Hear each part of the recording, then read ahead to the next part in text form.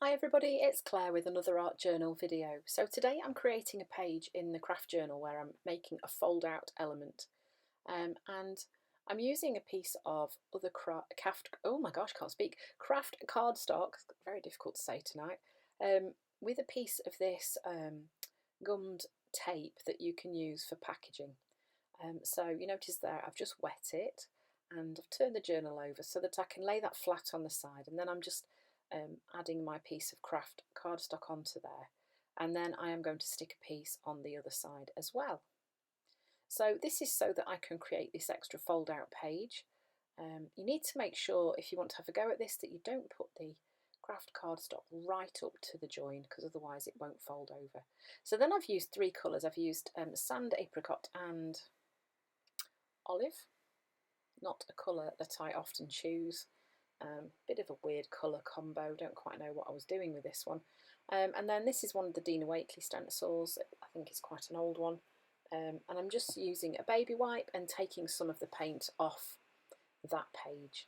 And then I'm just repeating on the bit that folds over this side, I'm repeating the same process, because this fold out part will be an element, part of the whole page, the front and the back of it. So then I'm using this Scroval stencil from Dina Wakley, and I'm going in with the apricot paint and just adding a little bit of stenciling onto there as well.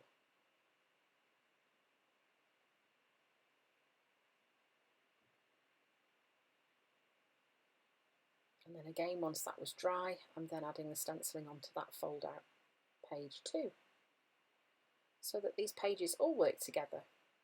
The great thing about this gummed craft paper is that it's really good for doing extra stick-in bits, because it kind of disappears. This is a darkroom door stencil, it's called Smile, and I'm using the olive paint through that stencil just to add a little bit of text onto the page too.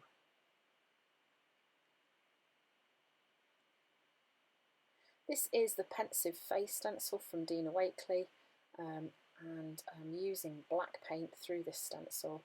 This is such a great stencil. I know there are a lot of mixed feelings about this stencil. There are people who really don't like it, but I think it's so versatile. There's so much you can do with it, and it's really great for doing really fun cutout edges on a page too. So I've added that onto the edge of the page, and then you notice I'm going in and cutting out the edge here. So I'm cutting the hair off basically. And it brings the focus and attention much more into the eye, the nose and the mouth part, without that hair on the right to distract. And then I'm turning it over, so the stencil over, so that I can then match up the stencil with the back of what we've just created. And again, going in with the black paint. So you need to be careful not to use too much paint on your sponge or blending tool, because where there's lots of fine details, you don't want those to kind of blob through. So then, just to make that feel part of the page, I'm going back in with the same stencil and adding some stenciling over the top of the black, and then it kind of just makes it feel like it was meant to be there, it was there before. So then I'm using the black paint I've got left, I'm just doing some wavy lines on the page. This is where my writing is going to go, and for that I'm going to be using a stamp set also from Darkroom Door called Alphabet Medley. So I love using text on my journal pages, and sometimes, as you know, that I do like to write the text myself, and sometimes it's really fun to use a text stamp, because then you do get a very different look. So then I'm going over these black lines with the white Signo Uniball, just doing a couple of sketchy lines on there, just to push those away into the background a little bit, and being able to add a little bit more doodling onto there as well.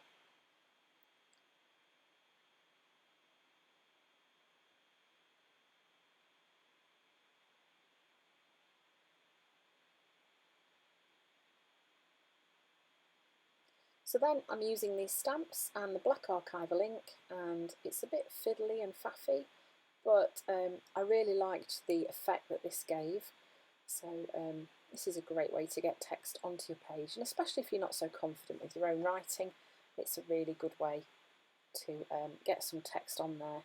And I knew that I was going to run out of a little bit of space there, so I was just using a bit of white paint just to smudge some of that black and push it back into the background so that I could still stamp my letters on there and they would be seen more clearly. Don't compare your beginning to someone else's middle. I don't know about any of you, but I am so bad for comparison and comparing.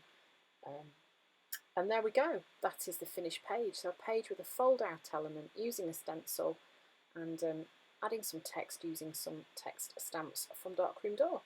So thanks for watching, and I hope to see you again soon.